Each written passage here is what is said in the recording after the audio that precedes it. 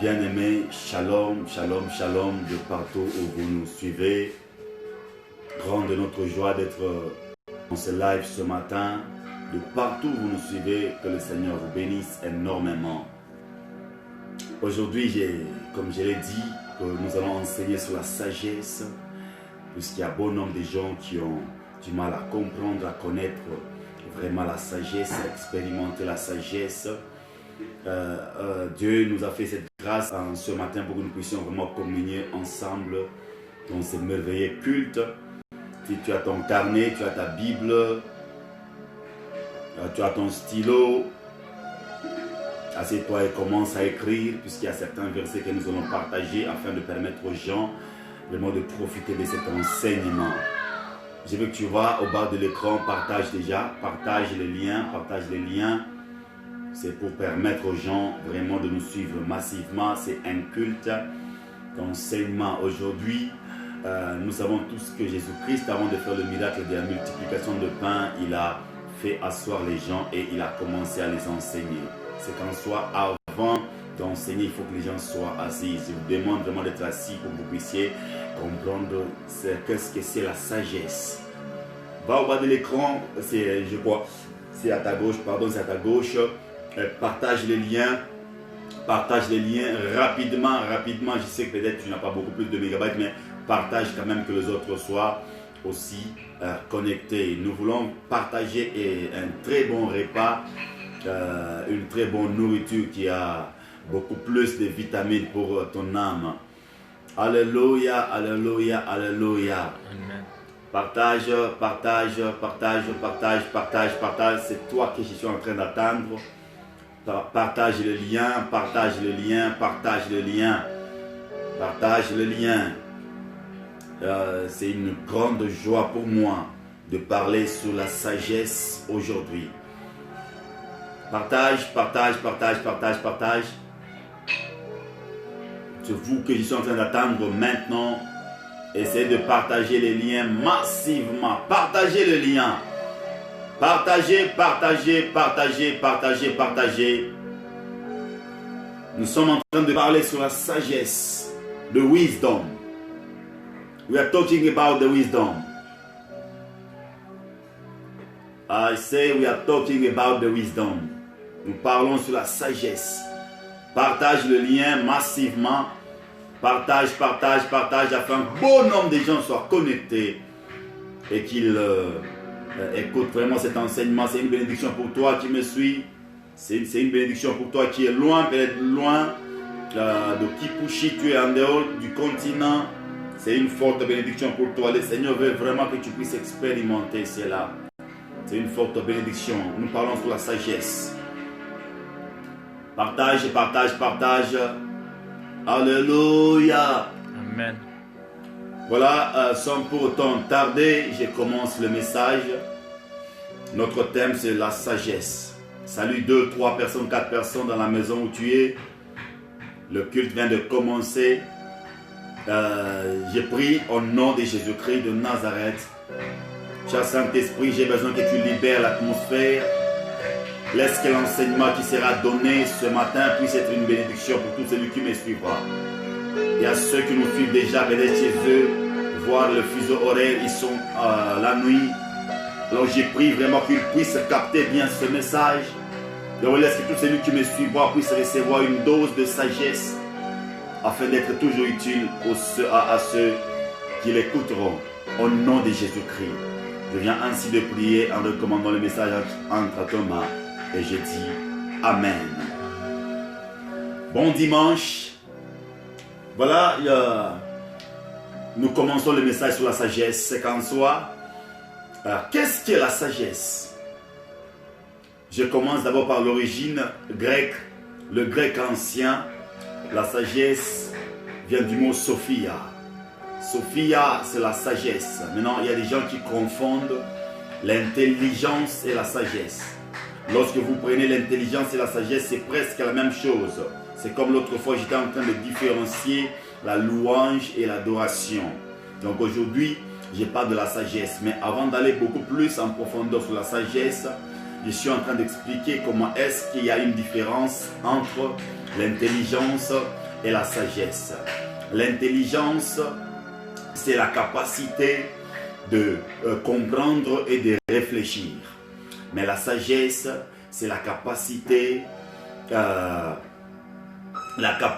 la connaissance inspirée de choses divines et de choses humaines. Je répète, la sagesse, c'est la capacité de la connaissance, donc c'est la capacité de connaître ce qui est juste et bon, ou c'est la connaissance inspirée de choses divines et de choses humaines.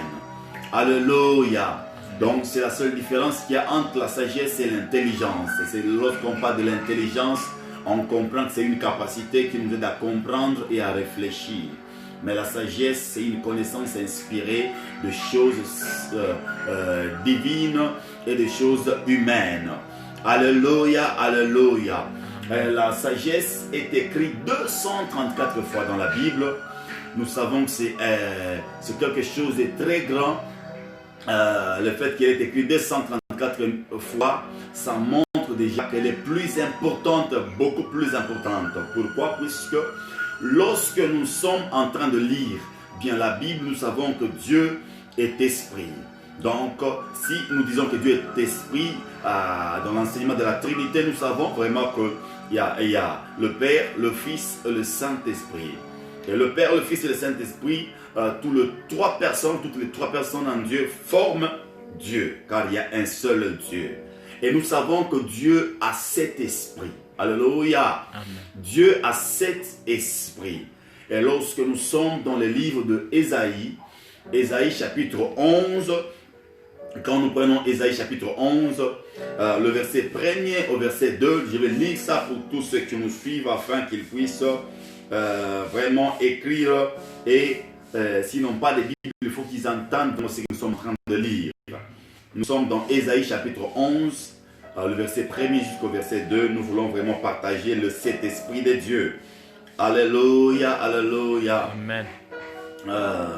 J'étais en train de dire que Dieu a 7 esprits, où Dieu se manifeste sous différentes formes d'esprits. 7 esprits.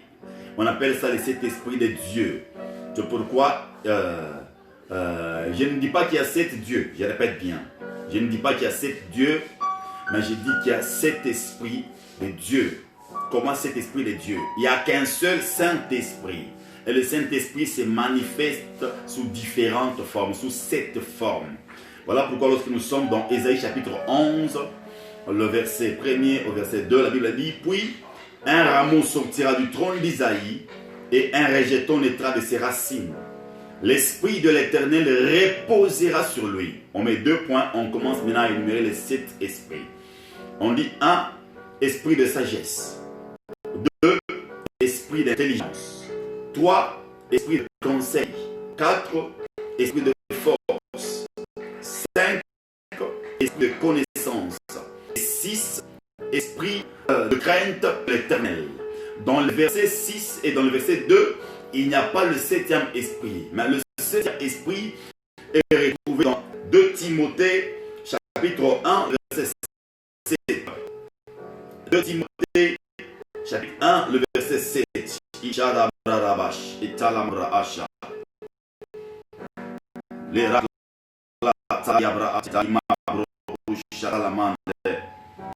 De Timothée chapitre 7. Alléluia. Et 2 Timothée plutôt chapitre 1, le verset 7. Maracha Yadalaya Libra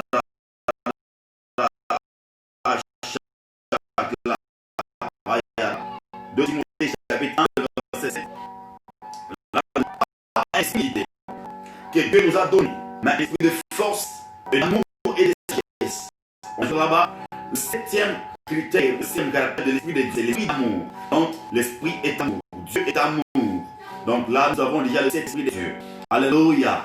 Je répète, Dieu a un seul esprit qu'on appelle le Saint-Esprit. Et le Saint-Esprit manifeste sous différentes formes d'esprit. Voilà pourquoi on appelle ça cet esprit de Dieu. Donc c'est pourquoi même quand on prend le chandelier a 7 barres. Et ce sont les 7 barres qu'on appelle en Apocalypse les 7 yeux de Dieu. Et c'est pourquoi même quand quelqu'un opère dans le prophétique, il va se rendre compte qu'il opère dans les 7 dimensions de Dieu. Pourquoi? Puisque les 7 dimensions de Dieu sont l'esprit de la sagesse, l'esprit d'amour, l'esprit de force, l'esprit d'intelligence, l'esprit de conseil, l'esprit de connaissance et la crainte de sa personne. Alléluia. Amen. Et nous savons tous que il y a toujours des gens qui cherchent à entrer encore avec nous en profondeur. Si tu es en train de nous suivre, dis avance, apôtre. Car nous voulons entrer avec vous dans la sagesse. Qu'est-ce que la sagesse? Je répète la définition que j'ai donnée. La sagesse, c'est la connaissance inspirée de choses divines et des choses humaines. Et comment est-ce qu'on peut avoir la sagesse?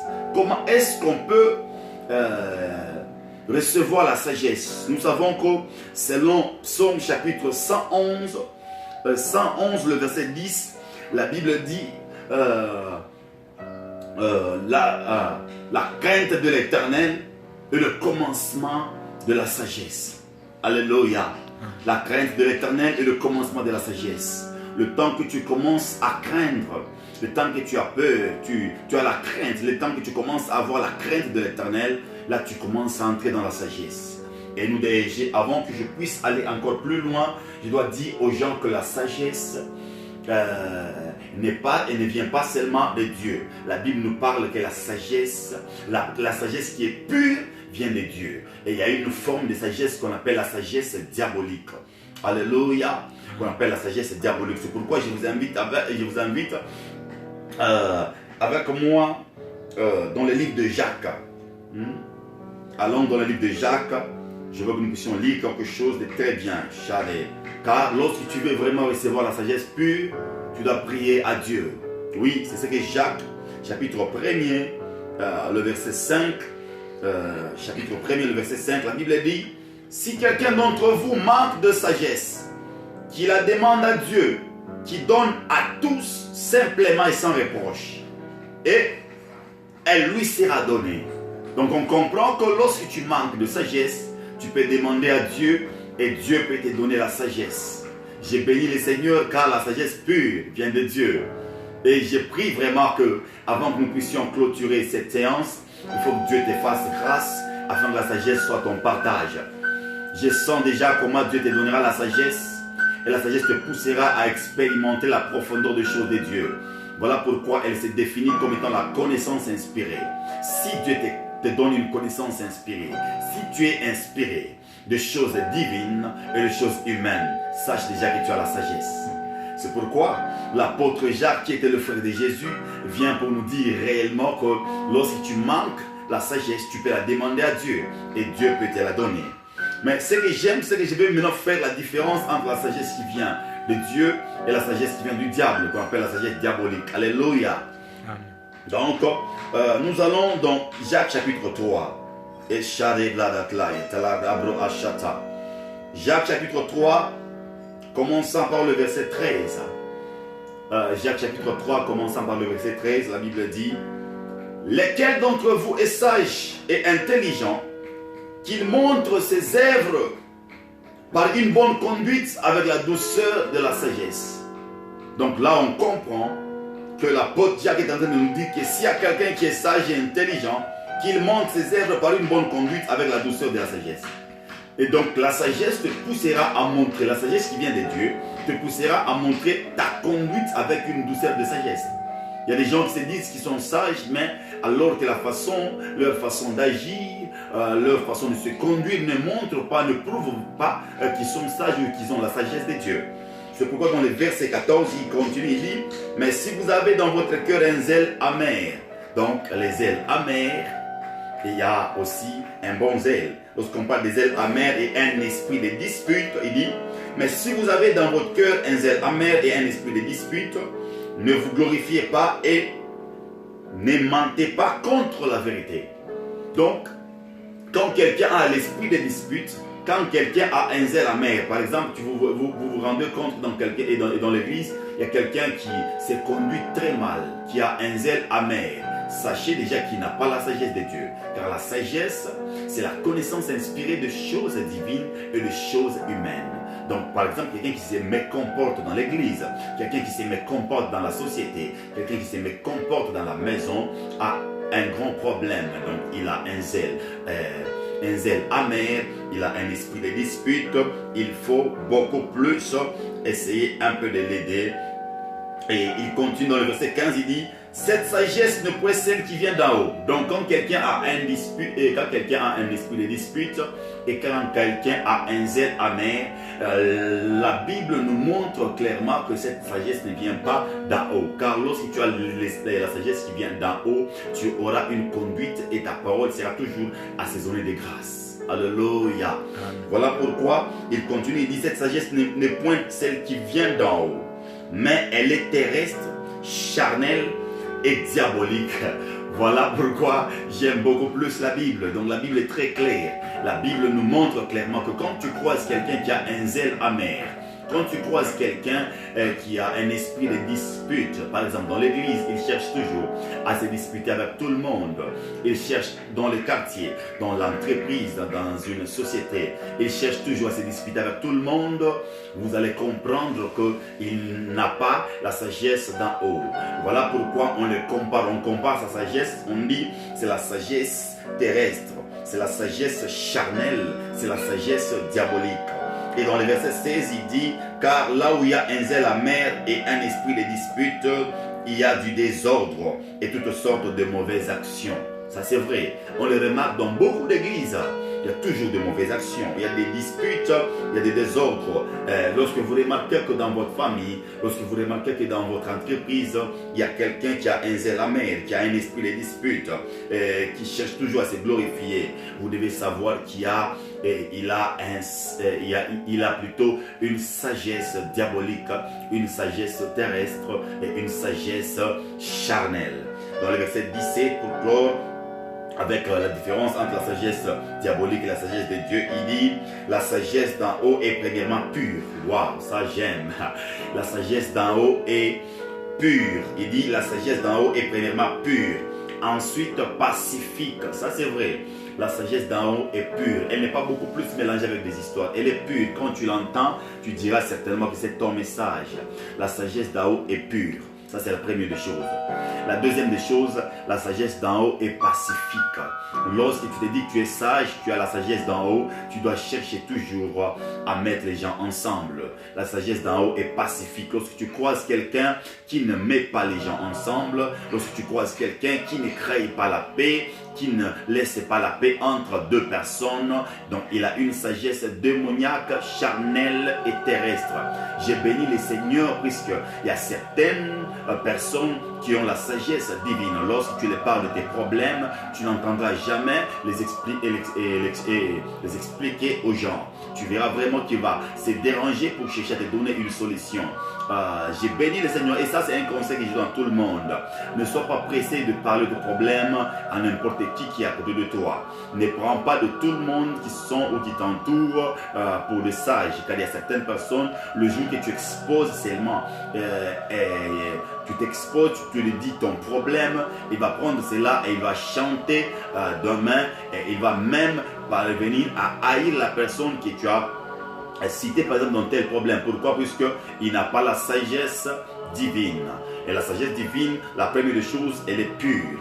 Tu sentiras vraiment la pureté dans la sagesse. Quand quelqu'un est pur, quand quelqu'un a une sagesse pure, la personne n'aura pas du mal à te comprendre, puisque la pureté fera que même celui qui s'approchera de lui va chercher toujours à l'imiter. Et il y a certaines personnes qui sont comme ça. Donc elle a une sagesse pure. Et la deuxième des choses, la sagesse qui vient d'en haut, elle doit être pacifique. Elle crée la paix. Si la sagesse ne crée pas la paix, pose-toi la question. Normalement, la sagesse doit créer la paix. Dis avance, apôtre. Donc, la troisième des choses, la sagesse de Dieu doit être modérée. Elle sait comment trancher un problème. Elle sait comment jouer vraiment dans la modération des choses. La sagesse de Dieu ne te poussera pas à chercher à se voir au-dessus des autres. D'ailleurs, la Bible déclare que voyez les autres comme supérieurs à vous-même. Donc la sagesse de Dieu te poussera à avoir une vie modérée. Alléluia. Amen. la sagesse de Dieu, quatrième point, la sagesse de Dieu, elle est conciliante. Elle cherche toujours à concilier les gens. J'aime ça. Il y a des gens qui marchent dans cette dimension de sagesse. Je salue mes frères. Je salue tous mes frères dans le Seigneur. Ceux qui ont la sagesse conciliante. Alléluia. Amen. Pas ceux qui cherchent à diminuer les autres pour être bien vus, mais ceux qui ont la sagesse conciliante, ceux qui ont la sagesse pure, ceux qui ont la sagesse pacifique. Et la cinquième des choses, la sagesse qui vient d'en haut, elle est pleine de miséricorde. Donc, si tu as vraiment une sagesse qui vient de Dieu, elle doit être pleine de miséricorde. Si tu remarques que quelqu'un, un homme de Dieu, tel pasteur, tel politicien a la miséricorde, vous devez savoir qu'il a une sagesse divine. Alléluia. Amen. Et elle est accompagnée de bons fruits, ça c'est vrai. Voilà pourquoi la Bible dit, vous les reconnaîtrez, et vous les reconnaîtrez par le fruit. Lorsque vous croisez quelqu'un qui a toujours du mal à gérer d'abord sa propre famille, il a du mal à gérer ses propres amis, tout le monde le prend pour un problématique, vous devez savoir qu'il a un problème. Il a une sagesse démoniaque, terrestre et charnelle. Normalement, la bonne sagesse doit avoir de bons fruits. Tu ne peux pas prendre quelqu'un et chercher à les dénigrer devant une personne pour paraître comment. Donc, il faut être juste et il faut être pacifique, conciliante, modéré. La sagesse qui vient de Dieu est accompagnée de bons fruits. Alléluia. Et lorsqu'on parle de bons fruits, puisque la Bible parle de 3 sortes de fruits. La Bible parle de fruits de nos pensées. La Bible parle de fruits du Saint-Esprit. Alléluia. Shadi Mabro, Asak la feuille de blade, Antek la feuille, Dabla Akaria Masanda. Et la Bible parle de fruits qu'un arbre peut donner. Donc nous devons savoir que le fruit qu'un arbre peut donner, c'est le fruit qu'un chrétien doit présenter. Si réellement tu présentes de bons fruits, tu seras remarqué comme quelqu'un qui a une sagesse pure. Est-ce que vous me comprenez? Amen. Alléluia. Et j'aime ça. Et on dit, elle est exemptée de duplicité. La sagesse doit être exemptée de duplicité. Made babrasha, mabrarabashanda la bayata la mayasa, lebra la bacheta la mande. Donc la sagesse doit être exemptée de duplicité. Elle est sans hypocrisie. Une bonne sagesse est sans hypocrisie. Je répète, une bonne sagesse est sans hypocrisie. Oui, il y a ceux qui se posent des questions. Ils veulent vraiment comprendre, différencier la sagesse et l'intelligence. Oui, quand quelqu'un est sage, c'est facile qu'il soit intelligent. Pourquoi? Puisque c'est la connaissance inspirée de choses humaines. Tu peux facilement gérer les choses humaines et tu peux facilement gérer et comprendre les choses divines. C'est ça la sagesse. C'est pourquoi même certains philosophes, ils étaient en train de définir la sagesse différemment. La manière dont Gide l'a définie, elle est différente de la manière dont Aristote l'a définie. La sagesse est tout autre. Et c'est ce qui faisait que quand quelqu'un est sage, dans l'Ancien Testament, on disait qu'il est puissant, on disait qu'il est fort, on disait qu'il est intelligent. Pourquoi? Parce que la sagesse, et celui qui est intelligent, celui qui a la sagesse, a aussi l'intelligence. C'est pourquoi Proverbe revient et Proverbe nous dit clairement que l'homme intelligent a la sagesse devant lui. Et nous savons que l'insensé, le sot, a pour bénéfice le fouet. Mais celui qui est intelligent cherche toujours à connaître la sagesse, à expérimenter la sagesse. Et nous savons que la sagesse crie toujours dans des places publiques. Et l'intelligence est en train d'accepter. Car la sagesse est la sœur de l'intelligence. Alléluia. Amen. Et partout où on parle de la sagesse, vous allez vous rendre compte que la sagesse est beaucoup plus citée dans la Bible. Et elle construit. Elle bâtit. La sagesse, tu ne peux pas dire que tu as la sagesse, mais tu détruis la vie des gens. Tu ne peux pas dire que tu as la sagesse, mais tu divises les gens.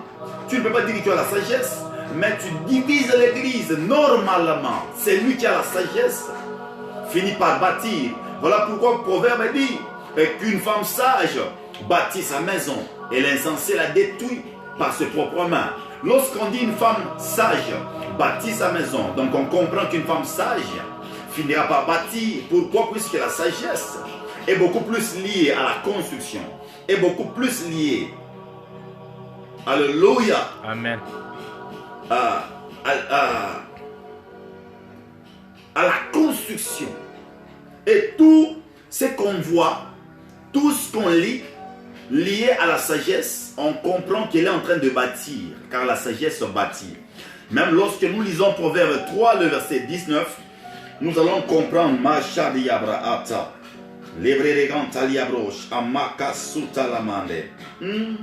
j'aime ça. Proverbe 3.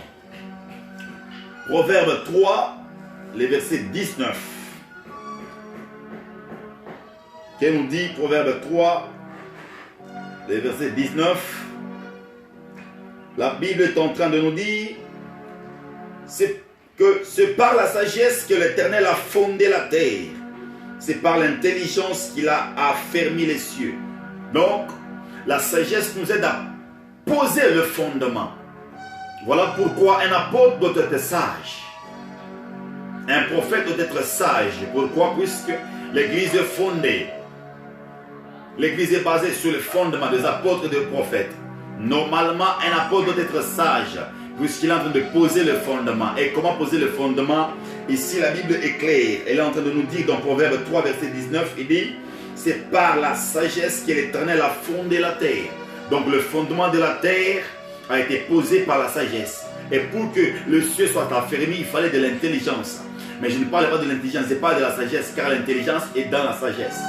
Pour mettre le fondement, poser le fondement de l'église, poser le fondement de la maison, poser le fondement de l'amitié, poser le fondement d'un ministère, poser le fondement de ton entreprise, il te faut de la sagesse. C'est pourquoi la sagesse est très importante. Là, je commence maintenant à parler de ce que la sagesse peut faire. Alléluia. De l'utilité de la sagesse. Ibradabashanda. Si tu es en train de me suivre, écris avance apôtre, car cet enseignement est en train de te concerner. Partage encore, partage les liens. Va au bas de l'écran, partage les liens sur Messenger, sur Facebook, sur quelques pages. Partage les liens. Pourquoi? Puisque nous voulons vraiment que vous puissiez expérimenter cela. Mabrashata, Yantalabaya, Libradamashanda. Partage.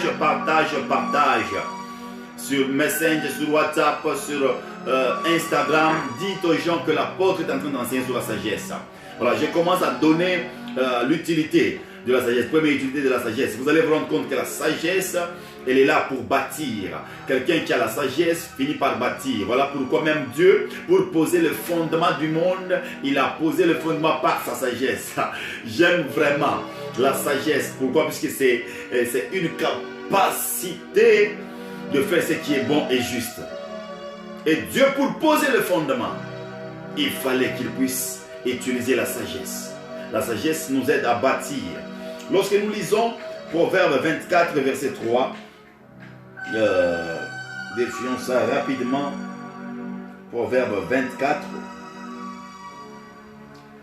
Proverbe 24, verset 3, la Bible dit, c'est par la sagesse qu'une maison s'élève et par l'intelligence qu'elle s'affermit. Oui, ça c'est vrai.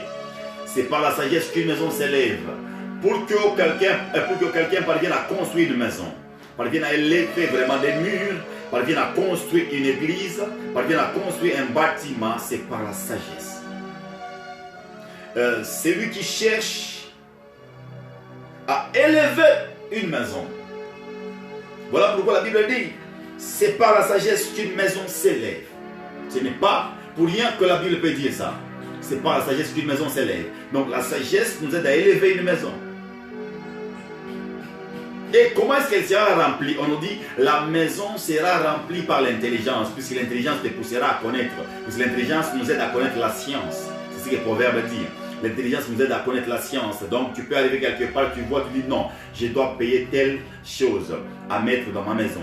Je dois payer telle chose. Pour remplir une pièce, il te faut l'intelligence. Mais pour poser le fondement de la pièce, il faut de la sagesse. Alors la sagesse est plus importante que l'intelligence. Pourquoi? Parce que la sagesse, lorsqu'elle est posée, on voit déjà qu'il y a un fondement. Voilà pourquoi un homme normal un serviteur de Dieu doit avoir de la sagesse qui bâtit. Est-ce que tu bâtis le foyer des gens? Si tu bâtis le vie des gens, lorsque tu sens vraiment qu'il y a beaucoup de gens qui sont à tes côtés, qui ne sont pas bâtis, leur vie, leur ministère ne sont pas bâtis, pose-toi une question. Pourquoi est-ce que les gens te fuient? C'est parce que je ne les bâtis pas. Donc la sagesse doit te pousser à bâtir. Lorsqu'on parle de la sagesse, on voit déjà qu'elle est liée à la construction. Normalement, la sagesse bâtit. Voilà pourquoi la Bible dit qu'une femme sage bâtit sa maison. Et la femme insensée la détruit de ses propres mains. Alléluia. Même une relation, pour qu'une relation se bâtisse, l'amitié pour qu'elle se bâtisse, il faut de la sagesse. Si par exemple toi tu prends tout ce que ton ami te dit et tu expliques cela à ta femme pour ridiculiser ton ami, tu n'es pas sage. Tu prends tout ce que tes amis t'expliquent et tu veux transmettre cela à ta femme pour nuire tes amis, tu n'es pas sage. Si tu veux réellement montrer que tu es sage, il y a des choses que tu ne peux pas dire à ta femme pour ne pas les séparer des autres, pour qu'elle ne voie pas les autres comme de mauvaises personnes. Comment bâtir une amitié? C'est par la sagesse. Comment bâtir un ministère? C'est par la sagesse. Comment bâtir une maison? C'est par la sagesse. Comment bâtir l'intimité avec le Saint-Esprit? C'est par la sagesse. Comment bâtir vrai? Elle n'est pas dans les normes. Il n'est pas dans les normes de l'amitié. La sagesse n'est pas avec lui.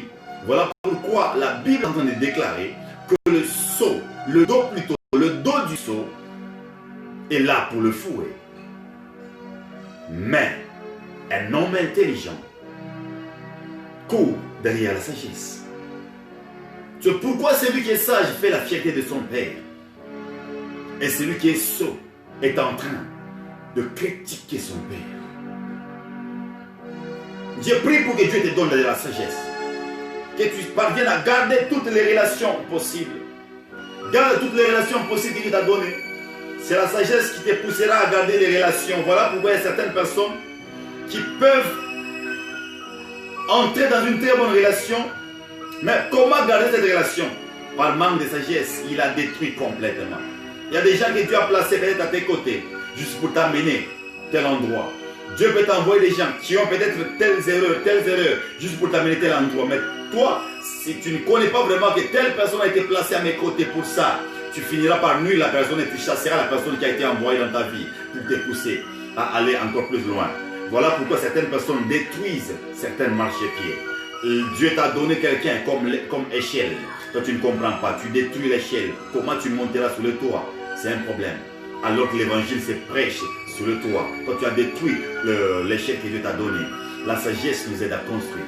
La sagesse nous aide à bâtir. Dis avance, apôtre. Avance, apôtre.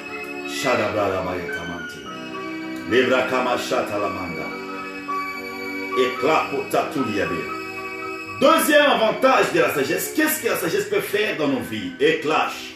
Raketa kamos, tablato limambra à terre. Deuxième chose que la sagesse nous aide, elle nous aide à diriger. J'aime ça. La sagesse nous aide à diriger. Si tu es là, tu es en train d'écrire, écris quelque chose. La sagesse nous aide à diriger. Deuxième avantage de la sagesse. Nous voyons cela dans la vie du prophète puissant, un prophète majeur, un prophète qui est en train de faire des choses inexplicables dans la Bible. Le prophète Moïse. Le prophète Moïse était rempli de la sagesse. Voilà pourquoi il pouvait diriger tout un peuple, diriger tout un pays, toute une nation derrière lui, en train de partir avec. Et imaginez-vous, Moïse était en train de marcher avec une foule qui dépasse la foule du stade de martyrs. Quelle dimension de sagesse! Diriger, c'est une sagesse. Quelqu'un peut avoir les erreurs, par exemple, dans de petites choses, mais lorsque tu les vois diriger, c'est une sagesse. Il y a des gens qui parlent trop. Peut-être tu as une connaissance dans tel domaine, mais tu ne sais pas diriger. Ce n'est pas pour rien que tu ne sais pas diriger. Tu dois chercher la sagesse. Diriger, c'est une sagesse. Moïse est en train de diriger beaucoup de gens, car Dieu nous donne la sagesse pour diriger. Voilà pourquoi, dans Deutéronome chapitre 34, le verset 9, la Bible dit que Moïse a imposé le main sur Josué, fils de Nun, et Josué était rempli de l'esprit de sagesse. Pourquoi? C'est pour diriger les enfants d'Israël. Car après la mort de Moïse, Josué a continué à diriger. Et il a continué à diriger, c'est puisqu'il avait reçu la sagesse. Dieu ne peut pas laisser quelqu'un diriger si cet homme, si cette personne manque de sagesse. Et j'ai pris que Dieu te donne la sagesse de diriger, afin que tu parviennes à diriger ta maison, dirige ton église, dirige un groupe de gens, dirige l'armée, dirige le pays, dirige l'entreprise, dirige la société. Même pour diriger le pays, ça demande la sagesse. Ce que j'aime, c'est que même le roi Salomon a fait une prière. Il a dit, Dieu, je demande la sagesse. Et ce que j'aime, c'est que Dieu l'est apparu dans une vision. Et c'était une vision nocturne. Dieu lui a posé la question, que veux-tu que je fasse pour toi? Et Salomon dit, donne-moi la sagesse. Et quand il a demandé la sagesse, Dieu a vu que non, la sagesse a toujours été accompagnée de la richesse. La sagesse a toujours été accompagnée de la grandeur. Et il lui a donné beaucoup plus de richesse et beaucoup plus de sagesse pour diriger. Normalement, pour que tu puisses diriger, il te faut de la sagesse. Alléluia. Amen. Même notre pays a besoin de dirigeants qui sont sages. C'est pourquoi, en postant sur Facebook, ne poste pas n'importe quoi. Peut-être après 2 ans, tu te rendras compte que les gens vont commencer à te juger selon ce que tu as posté. Ne combat pas le politicien. Prie pour que les gens comprennent qu'ils doivent chercher la sagesse. Prie pour eux. Ne cherchez pas à dire des histoires. Peut-être dans 2 ans, tu te retrouveras quelque part et on lira quelque chose que tu avais écrit il y a 2 ans. Sois sage quand tu postes. Sois sage quand tu écris. Est-ce que ce que tu écris là n'attaque pas les autres ou bien c'est une vérité que Dieu t'a donnée? Voilà pourquoi la sagesse, elle est là pour diriger. Alléluia. Amen. Josué n'a pas commencé à diriger le temps qu'il n'était pas sage. Il a entendu que Moïse puisse l'imposer le main. Et ce que j'aime quand Moïse a imposé le main, Moïse a prié pour que l'esprit de la sagesse repose sur Josué. Puisqu'il sait que pour diriger, il faut une sagesse. Salomon aussi, pour diriger, il lui a fallu une sagesse. Il a dirigé par la sagesse. Et c'est bien de diriger avec une sagesse. Car même si le combat survenait comment, même si le combat surgissait comment, par la sagesse, tu finiras par faire asseoir. Alléluia. Amen. Nous allons dire quelque chose dans 1 roi chapitre 3, le verset 28. Et Chatalamaya. Je vais lire ton commentaire, écris quelque chose. Toi qui me suis, écris quelque chose.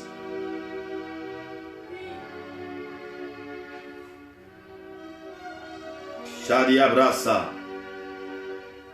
Mabradabashanda. Je vais te lire avant d'aller très loin. Gabriel Gamaliel qui dit, nous sommes déjà connectés, apôtre. Oui, la sagesse. Voilà, homme de Dieu, Gabi, que Dieu te fasse grâce, afin que la sagesse soit certainement ton partage dans tout ce que tu fais. Dans l'œuvre de Dieu, que Dieu te donne beaucoup plus de sagesse. Que Dieu te fasse énormément grâce. Yannick. Si tu es là encore, Gabi, Gamaliel, reviens, écris quelque chose. Dis, apôtre, je suis connecté. Le temps que je cite ton nom, j'entends clairement quelque chose. J'entends la pensée de Dieu sur ta vie. Avant que je n'aille loin, il faut que je libère vraiment cette prophétie. Gabi, Gamaliel, si tu es là, écris, apôtre, je suis là. Je suis là. Je vais prophétiser. Oui. Il y a Yannick Ngouba qui dit Amen. Voilà, Yannick Ngouba. Yannick, maître, que Dieu te fasse grâce. Que Dieu te donne beaucoup plus de sagesse afin que tu diriges demain. Gabriel Gamaliel qui était revenu, il dit la crainte de l'Éternel est le commencement de la sagesse. Yes. Gabi, tu viens de revenir pour dire la crainte de l'Éternel est le commencement de la sagesse. Écoute ce que Dieu est en train de me dire. Ces derniers temps, tu vas commencer à sentir une grande soif de servir le Seigneur. Tu sais, c'est un temps où je te vois dans les disciplines, en train de chercher à servir le Seigneur profondément. Maintenant, Dieu est en train de me dire que toi, tu serviras le Seigneur Et tu vas aussi faire le mining. Car l'Esprit de Dieu est en train de me dire qu'il va t'envoyer dans les mining. Et tu vas faire aussi l'œuvre de Dieu. L'Esprit de Dieu est en train de me montrer quelqu'un qui est vraiment dans les histoires comme géologie et quelque chose là-bas. Je te vois en train de toucher de minéraux.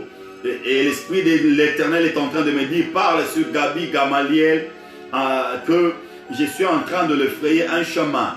Il va bientôt, après confinement, je te vois être appelé quelque part. Tu commences dans un mining et tu es en train de continuer avec l'œuvre de Dieu. Ces derniers temps, tu sens vraiment que la vie de prière monte beaucoup plus en toi. Tu commences vraiment à chercher à prouver aux gens que Dieu est avec toi. Ça, c'est la soif de Dieu. Donc, Dieu t'envoie dans cette dimension de vie de prière pour te préparer à faire tomber certains combats. Est-ce que tu es là, Gabi Gabriel? Si tu es là, tu es en train de suivre le message que je suis en train de libérer pour toi. Fais-moi signe si c'est vrai. Oui, on peut lire quelques... Nadège Malou qui dit, avance mon papa. Voilà, ma fille Nadège Malou, que Dieu te donne beaucoup plus de sagesse afin que tu diriges facilement. Que Dieu te donne beaucoup plus de sagesse. Et d'ailleurs, j'annonce, je prophétise que Dieu t'envoie beaucoup plus de clients. Oui, ces derniers temps, tu es en train de prier pour que Dieu t'envoie beaucoup plus de clients. Et je prie que Dieu t'envoie beaucoup plus de clients pour que tu expérimentes l'inexplicable. Que Dieu te fasse grâce dans le domaine que tu es en train de travailler. Que Dieu te fasse grâce, que tu vives l'inhabituel. Au nom de Jésus-Christ de Nazareth. Paul Mwamba dit Amen. Paul Mwamba depuis Dubaï, que Dieu te bénisse énormément. Que Dieu te bénisse énormément. Partage le lien. Je vais continuer le message. Nous sommes en train d'enseigner sur la sagesse. Deuxième point, deuxième avantage de la sagesse. La sagesse nous aide à diriger. C'est là où nous sommes. Partagez. Bientôt, nous allons lire un verset sur ce que nous sommes en train de dire. Partagez. Nadège dit Amen, papa, je reçois. Reçois vraiment cela. Que Dieu te bénisse énormément sur Nadège. Alléluia. Amen. Nous voulons lire pour essayer un peu de parler sur ce que j'étais en train de dire ici.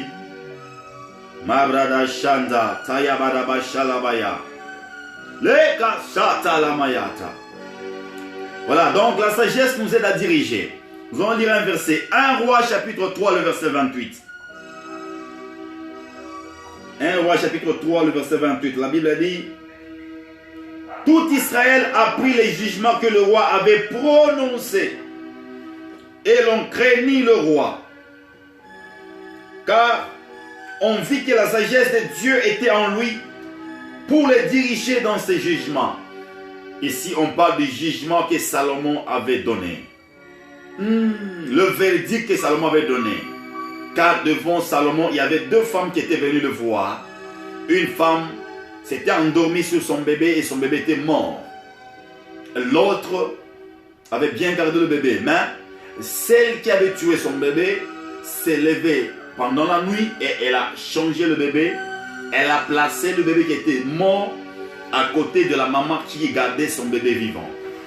Le matin, quand elles étaient parties voir le roi avait donné un très bon jugement. Le roi a dit: donnez cet enfant, apportez-moi l'épée. Nous allons diviser cet enfant en deux pour que nous puissions donner une partie à toi qui est à ma gauche et une partie à toi qui est à ma droite. Celle qui était la responsable de bébé, elle a dit: non, mon roi, c'est mieux que vous laissiez, que vous puissiez donner l'enfant à celle-ci, afin que je voie même demain, car je les verrai même par lui. Elle a voulu qu'on puisse donner cet enfant à cette femme qui voulait qu'on puisse tuer, puisque l'autre a dit: non, divisons l'enfant en deux. Et la maman de l'enfant, la femme qui avait le cœur maternel, a dit: non, ne tuez pas cet enfant, ne divisez pas cet enfant. Donnez cet enfant à cette femme. Et je verrai cet enfant, même chez lui. Et quand Salomon a vu ça plutôt, Salomon a dit: quelle dimension d'amour Salomon a dit, voilà, comme tu ne veux pas que nous puissions diviser cet enfant, ça montre déjà que tu aimes cet enfant.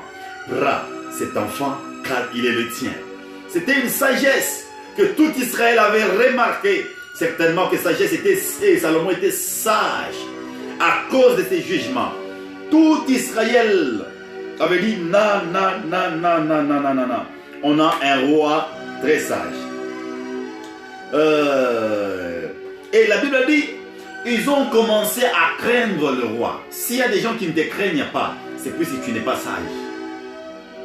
La sagesse poussera les autres à te craindre. Les jugements que Salomon a donnés, le jugement que Salomon avait présenté, a poussé aux enfants d'Israël à les craindre. Pourquoi? Puisque la sagesse est accompagnée de la crainte. Et d'ailleurs, la Bible dit dans Psaume chapitre 111 verset 10 que la crainte de l'Éternel était le commencement de la sagesse.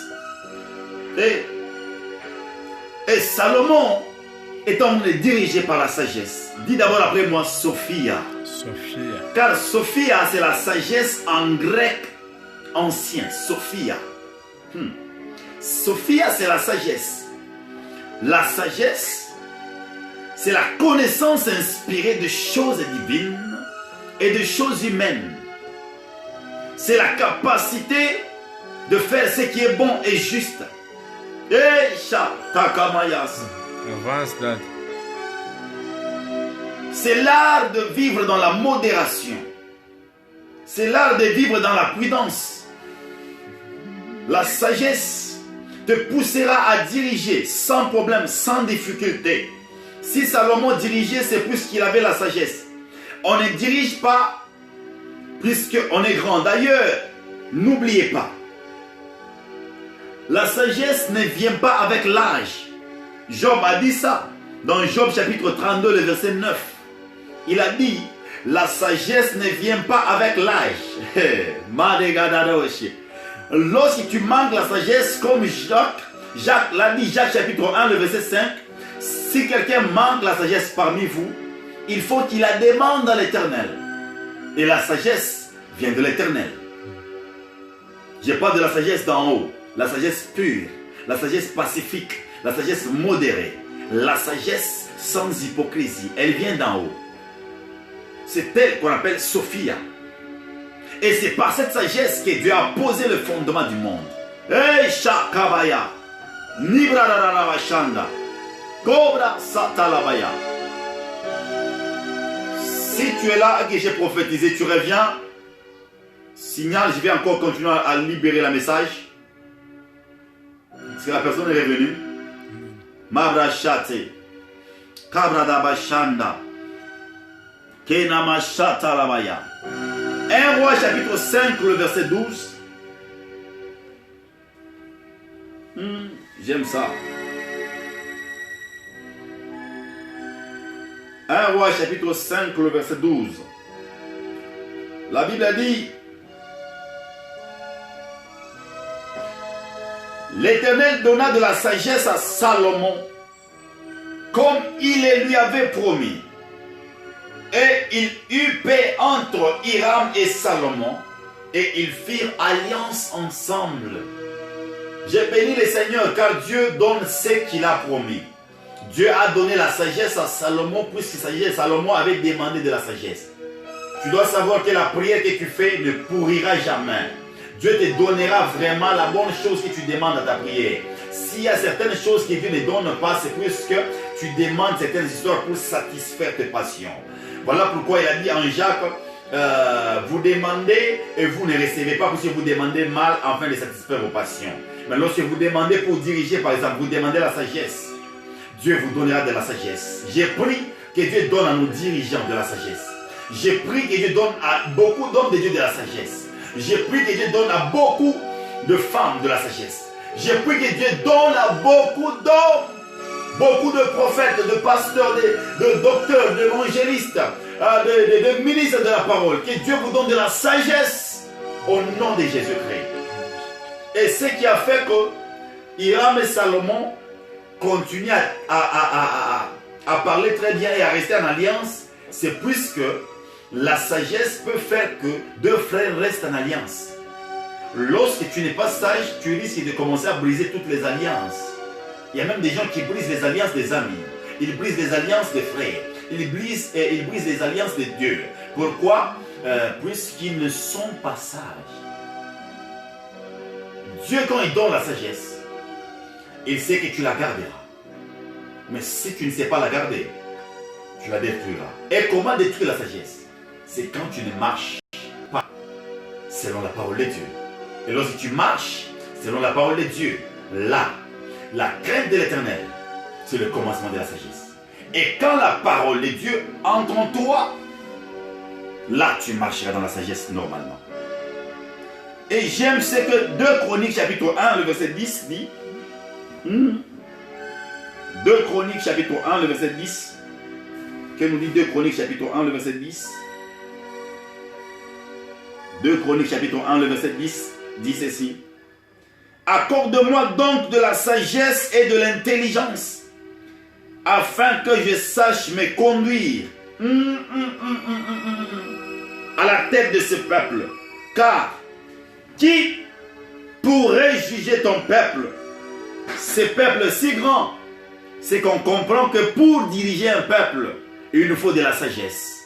Pour diriger un pays, il nous faut de la sagesse. Pour diriger une église, il nous faut de la sagesse. Pour orienter quelqu'un, il nous faut de la sagesse. Voilà pourquoi même l'église, même la prédication de l'apôtre Paul, qui a fait qu'il gagne 3000 âmes, c'est plus qu'il a fait avec sagesse. Il n'attaquait pas les autres. Il ne critiquait pas les autres. Il a prêché sur la vérité. Et quand tu prêches la vérité, Dieu appuie la vérité. Mais quand tu prêches le combat, Dieu combat ce que tu prêches. Nous devons prêcher la vérité. Et Dieu appuie la vérité. Alléluia. Amen. Deuxième chose qui fait que, troisième avantage de la sagesse.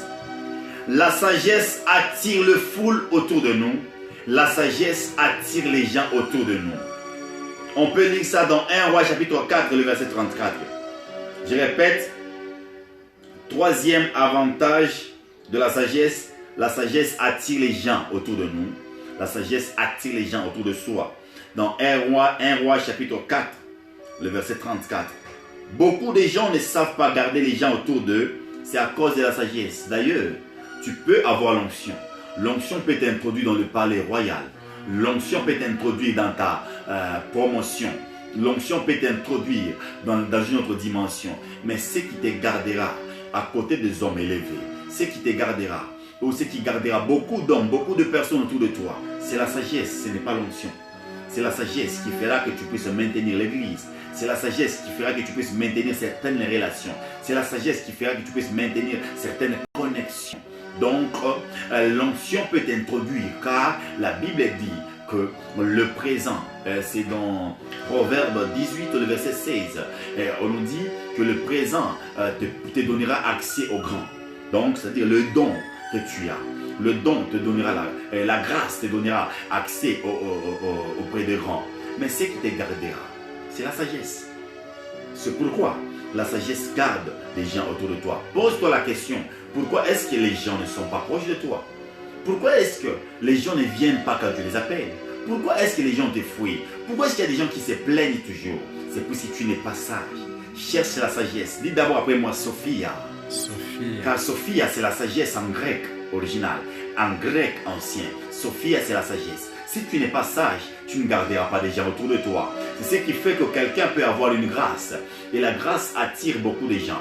Mais ce qui fait que les gens restent autour de toi, c'est la sagesse. Tu ne gardes pas des gens, parce que tu n'es pas sage. Il y a des gens qui te rejettent, parce que tu n'es pas sage. Il y a des gens qui ne reviennent pas te bénir, puisqu'ils ont remarqué qu'après avoir prié pour eux, tu es allé les injurier, les insulter, les critiquer après. Voilà pourquoi ils ne sont pas revenus. Et même, ce qui fait que les gens continuent à donner, c'est puisqu'ils voient de la sagesse. Alléluia. Amen. 1 Roi, chapitre 4, le verset 34.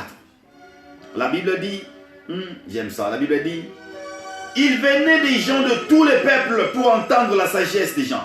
Il venait des gens de tous les peuples. Donc il y a des gens qui habitaient très loin, qui venaient pour entendre la sagesse qui était sur Salomon.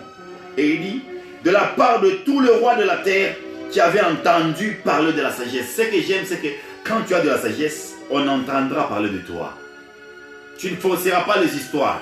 Il y a des gens qui pourront dire en toi, en mal ou en bien, mais quand même on parle de toi. Voilà pourquoi l'apôtre Paul a dit, prêchons Christ en dispute ou en sagesse, prêchons Christ en bien ou en mal ou en dispute ou avec l'esprit de querelle, mais l'essentiel est que Christ soit prêché. Pourquoi? La sagesse fera que les gens parlent de toi et la sagesse fera que les gens viennent autour de toi. Et ce qui fait que un bon nombre de gens viennent, c'est la sagesse. Lorsque tu es sage, tu attireras des foules. Et je sais qu'il y a bon nombre de foules qui existent. Même, qui encore Jean-Baptiste attirait de foule. Jézabel attirait de foule. Mais je ne parle pas de la foule qui est attirée par Jézabel, car cette foule qui est attirée par Jézabel, c'est comme le mouche autour de n'importe quoi, autour de quelque chose qui est pourri. Mais je parle de la foule qui vient pour recevoir la vie. Je parle de la foule qui vient pour entendre la sagesse. Et comme la foule qui venait pour voir et contempler la sagesse de Salomon. C'est pourquoi la reine de Séba a pris une parole un jour et il a dit, j'étais en train d'entendre parler de la sagesse de toi, ô roi Salomon. Aujourd'hui, j'ai dit, heureux ceux qui sont devant toi, en train d'écouter et d'entendre la sagesse qui sort de ta bouche. C'est que ceux qui entendent la sagesse sont heureux. Et quand on dit heureux, en anglais on dit blessed. Who are listen to someone who has got wisdom. Bénis soient ceux qui entendent quelqu'un qui est rempli de la sagesse, car ils sont heureux. Ce qui fait que les gens restent autour de toi, c'est la sagesse. Voilà pourquoi Jésus-Christ a marché et il y avait toujours des foules qui venaient. La sagesse attire les gens autour de toi. Voilà pourquoi vous pouvez voir quelqu'un, un homme de Dieu qui est beaucoup critiqué, mais il a de la sagesse autour de lui. Donc, il attire des gens autour de lui plutôt à cause de la sagesse. Lorsque tu l'approches, tu lis de la sagesse. J'ai croisé des gens qui ont de la sagesse. J'ai vu des gens qui ont de la sagesse. On dit des histoires sur lui, tu ne les verras jamais répondre. Il continue à chercher la face du Seigneur, car il sait que la sagesse attire toujours des gens autour de lui. Ce qui fait que les gens viennent, ce qui fait que la belle famille t'aime, ce qui fait que des amis t'aiment, ce qui fait que des gens viennent autour de toi te rendre visite, ce qui fait que les gens viennent toujours chercher à prier avec toi, c'est puisqu'ils voient et ils remarquent la sagesse autour de toi. Salomon a tiré de foule, il y a même de rois qui ont compris que Salomon était sage plus qu'eux. Ils sont venus chercher la sagesse. Ne cherchez pas à être orgueilleux. Dès que tu remarques que tu as une grâce, mais tu n'es pas sage, cherche la sagesse auprès de ceux qui sont sages, car la sagesse ne vient pas avec l'âge, mais la sagesse vient avec la crainte de l'Éternel. Et Dieu donne la sagesse à qui il veut. Il y a ceux qui ont reçu la sagesse comme un don. Car d'ailleurs, c'est un don parmi le don du Saint-Esprit. J'aime ça. Alléluia. Amen. Et lorsque nous prenons 1 Roi chapitre 10, le verset 4, là je tends déjà vers la fin. 1 Roi chapitre 10, le verset 4 jusqu'à 8. 1 Roi chapitre 10. 4 à 8, la Bible dit, la reine de Séba vit toute la sagesse de Salomon. C'est que on peut voir la sagesse. Ça c'est vrai. C'est la sagesse, on peut la voir dans la vie de quelqu'un. Lorsque tu ne vois pas la sagesse, retire-toi de la personne. Elle risque de te faire entrer dans des histoires. La sagesse, tu la sentiras, tu la verras. La reine de Séba a vu la sagesse de Salomon et la maison qu'il avait bâtie. C'est pourquoi au début j'ai dit que la sagesse bâtit.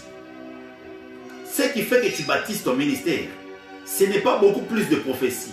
Ce n'est pas beaucoup plus de la démonstration de la puissance. Ce n'est pas beaucoup plus de paroles de révélation. Ce n'est pas beaucoup plus de longues phrases. Que tu répètes de versets bibliques. Non. Ce qui fait que tu bâtisses l'église, le ministère, c'est la sagesse. Alléluia. Amen. Voilà pourquoi il continue, il dit, et le mets de sa table, et la demeure de ses serviteurs, et le fonction et le vêtement de ceux qui les servaient, et ses échansons, et ses holocaustes qu'il offrait dans la maison de l'Éternel. Or d'elle-même, elle dit au roi, c'était donc vrai ce que j'ai appris dans mon pays au sujet de ta position et de ta sagesse. C'est que, comme quelqu'un est sage, même les gens qui sont dans d'autres pays peuvent apprendre de lui. Voilà pourquoi nous parlons de certains hommes de Dieu.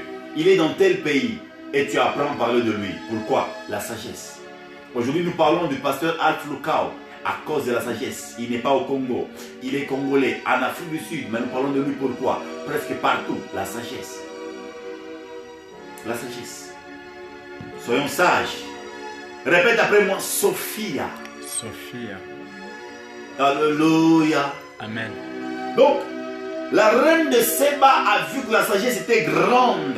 Voilà pourquoi elle est parvenue à dire que ça, c'est une autre dimension. Donc, c'est vrai ce que j'ai appris au roi Salomon.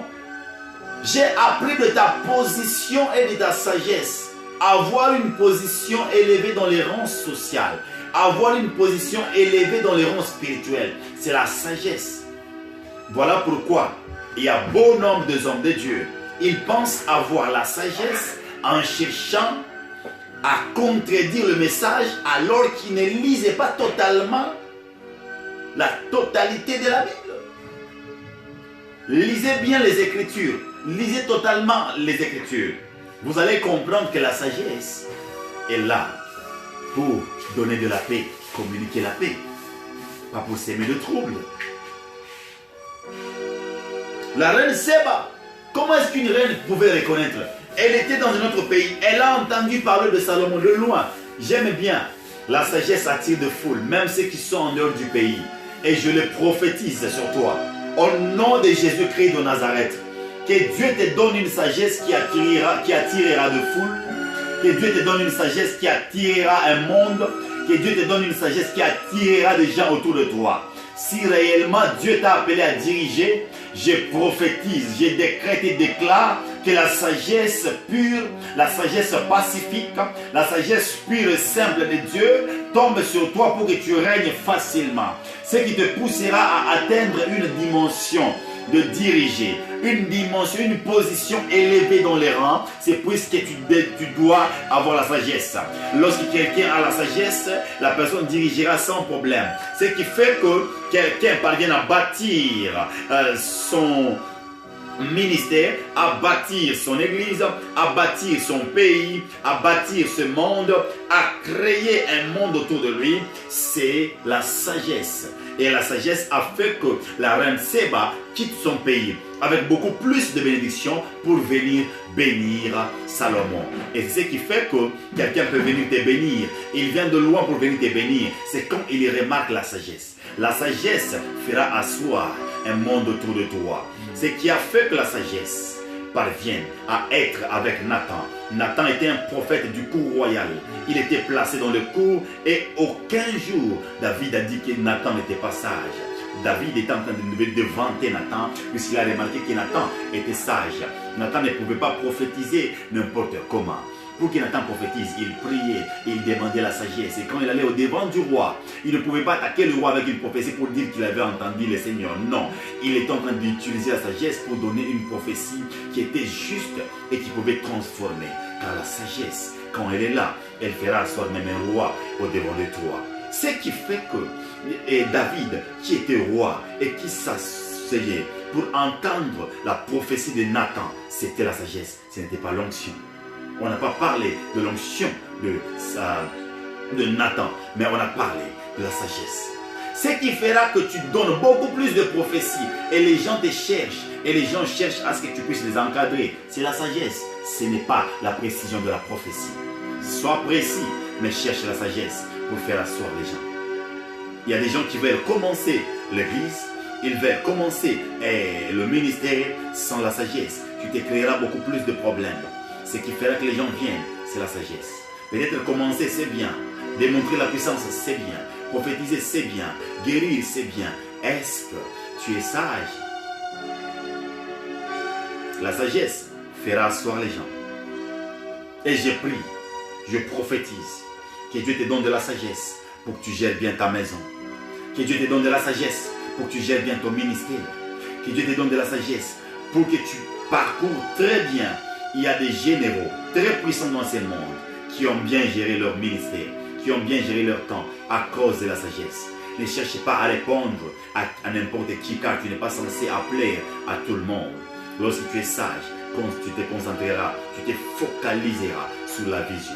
Voilà pourquoi ceux qui vont au devant et ceux qui montent, ceux qui évoluent, ceux qui se focalisent sur ce que Dieu leur dit, ce n'est pas sur ce que les gens disent. La sagesse te poussera à faire asseoir les gens. Comment les faire asseoir? C'est le temps que les gens remarqueront que tu es sage.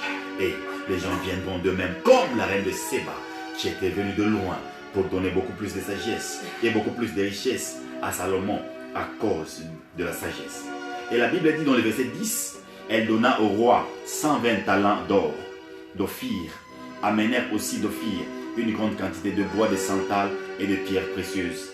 Et dans le verset 10, plutôt, excusez-moi, j'ai sauté le verset 10, j'ai lu le verset 11, sorry, dit, elle donna au roi 120 talents d'or, une très grande quantité d'aromates et de pierres précieuses. Il ne vint plus d'autant d'aromates que la reine de Séba en donnant au roi Salomon. J'ai pris que Dieu te donne de la sagesse qui va attirer de pierres précieuses sur toi, qui va attirer de l'argent, qui va attirer de millions, qui va attirer de fortes connexions, qui va attirer des gens qui peuvent venir construire ton église, qui peuvent attirer de présidents autour de toi. Ce qui fera que des gens, des présidents, des gouverneurs, des ministres, des sénateurs, des hommes qui craignent Dieu et qui viendront te voir, c'est la sagesse. Ce qui fera que des gens qui quittent très loin pour venir te voir, c'est la sagesse. J'ai béni le Seigneur puisqu'il vient de me dire que certaines personnes vont expérimenter cela après la dernière prière au nom de Jésus-Christ. Alléluia. Amen. Cherchons la sagesse. Cherchons la sagesse. Dis d'abord après moi Sophia. Sophia. Mararabashanda. Et lorsque nous lisons Proverbe 19, Maria Bros, le verset 11, Proverbe 19, le verset 11, la Bible est en train de dire, l'homme qui a de la sagesse est lent à la colère. Et il met sa gloire à oublier les offenses. Lorsque tu es lent à la colère, tu peux te rendre compte qu'il y a des gens qui disent de bêtises sur toi. Tu peux te rendre compte qu'il y a des gens qui disent, qui te critiquent, qui critiquent ton ministère. Ils te jettent le pierre. Non, non, non, non, non, non, non, non. Tu dois être lent à la colère. Un homme sage est lent à la colère. Lorsqu'on te jette le pierre, ne les ramasse pas pour les rejeter dans la vie de ceux qui l'ont jeté. Lorsqu'on te jette le pierre, ramasse ces pierres pour te construire un pont et marche au-dessus pour aller de l'autre côté. Il y a des gens qui doivent être sages. Lorsque tu sens vraiment que tu es menacé, tu es attaqué, que tu es critiqué, prends les critiques là et pose-les par terre et marche dessus, car le nombre de critiques, c'est le nombre des ennemis. Et le nombre des ennemis, ça sera le nombre de tes marchepieds. Voilà pourquoi la Bible dit, je ferai de tes ennemis ton marchepied. Je prophétise que le nombre de tes ennemis, ça sera le nombre de tes marchepieds. Au nom de Jésus-Christ de Nazareth. Alléluia. Et la quatrième des choses pour finir, car aujourd'hui, je vais arrêter au quatrième avantage de la sagesse. La sagesse appelle la grandeur. Lorsque tu es sage, la sagesse appelle la grandeur. Il y a des gens, donc la sagesse ne vient pas avec... donc, quand tu es grand, la sagesse ne vient pas avec l'âge, mais la sagesse appelle la grandeur. Karasheka Mayata. 1 Roi chapitre 10, 23 à 24 pour finir.